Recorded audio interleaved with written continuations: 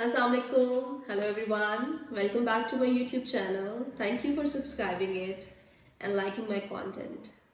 In this part 2 of how to manage your exam stress and anxiety, I'm going to share 6 scientifically proven study tips in order to prepare for your exams.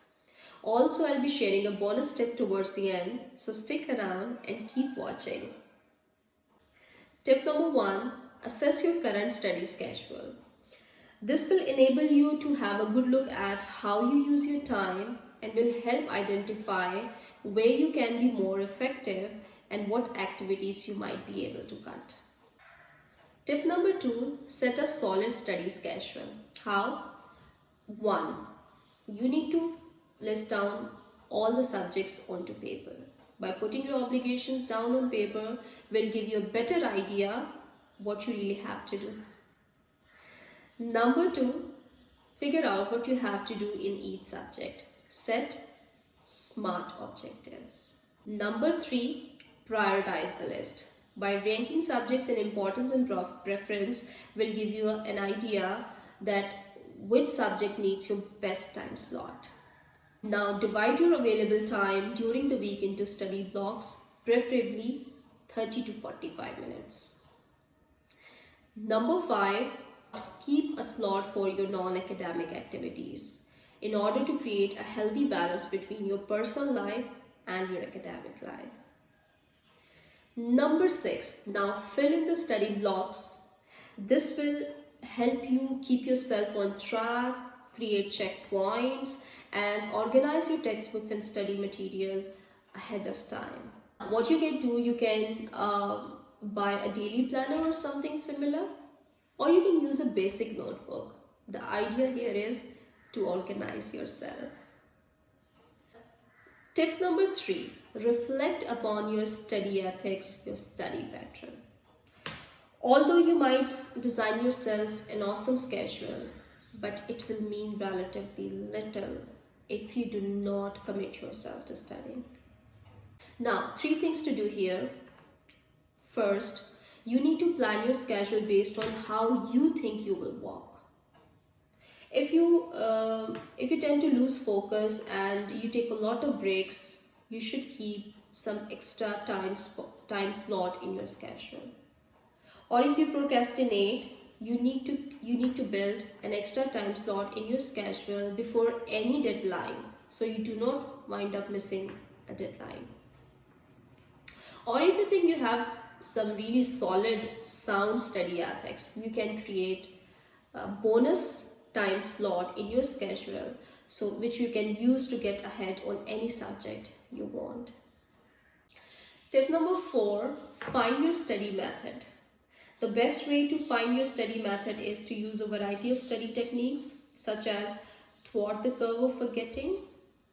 Ideally, you must study closer to the day you learn the material than the day of your test or exams, because you will be able to retain up to 80% of the new study material only if you review it within 24 hours. Number 2, use active recall. How can you do that? Close the book and try to recite whatever you remember up to that point in order to practice long-term memorization. Number 3, use Leitner system. Named after German scientist Sebastian Leitner, students learn the material through repetition. Number 4, take the practice test. By practicing the test after learning the material, you get to know about examiner's testing style and how the information is going to be presented on the real exam day. As the recent study finds that students who practice past papers after learning the material retain information after a week 50% better than their peers who do not practice past papers. Number 5, make connections, known as contextual learning, in which students customize their own method of studying and they try to record whatever they have learned visually in one place. Number 6, try the Feynman notebook method. This organization based method of studying helps the students to understand even the most complicated concepts. The idea is you need to identify what you're supposed to study and then try explaining it as if you're doing it to a 5-year-old. Number 7, take on the role of a teacher. Research shows that students have better memories and recall abilities if they learn something with the expectation of having to teach it to someone else. Number 8, think about your thinking. Metacognition. Students must be able to assess their level of skills and where they are in studies, as well as monitor their emotional well-being around potentially stressful study techniques. Tip number 5, make most of your scheduled off time. Look forward to your break time as a reward for studying. Use this time to recharge yourself.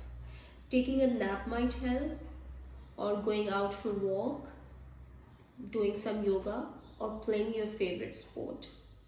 This helps you to recharge yourself and focus better when you need to get back to studying.